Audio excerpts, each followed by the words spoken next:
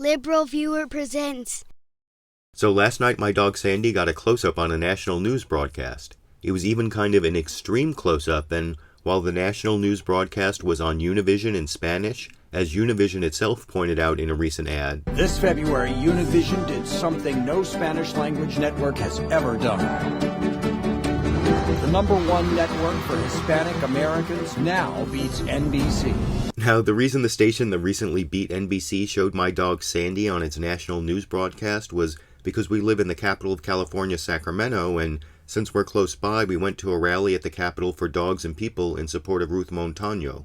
Although Ruth is a mother of 3 U.S. citizens, she's facing deportation because she's an undocumented immigrant who came in contact with police on New Year's Eve responding to a possibly bogus complaint that her dogs were barking too loudly. You can see Ruth Montaño's son in English and Ruth herself in Spanish with subtitles telling her story in a great video Brave New Foundation uploaded to YouTube this month as part of its Cuéntame project. There's also an associated web page telling you how to help by calling immigration authorities, and the phone number and a sample script of what to say are also there. But helping Ruth just begins to solve the problem of local police becoming immigration enforcers.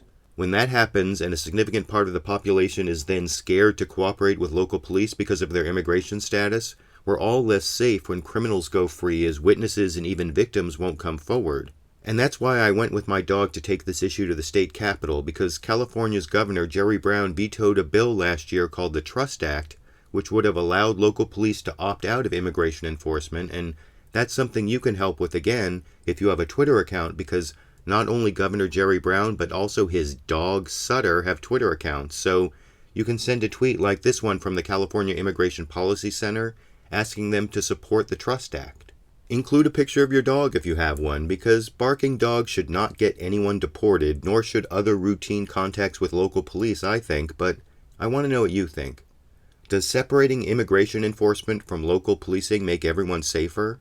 And regarding what you can do to help, will you make a phone call or a tweet in support of Ruth Montaño and the Trust Act? I YouTube, you decide.